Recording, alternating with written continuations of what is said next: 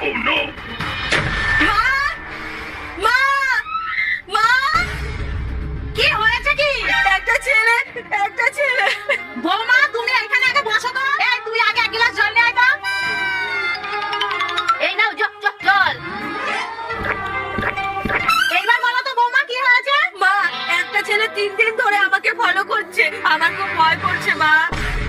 আমি এই বাড়িতে একটা আমার বউদিকে ফলো করে তুমি চিনতে পারবে তো ছেলেটাকে? যখনই ফলো করে তখনই মুখ বাঁধা থাকে, তার জন্য চিনতে পারবো না, কিন্তু কোথায় আড্ডা মারে সেটা আমি জানি। ছেড়ে দেবো না সালা।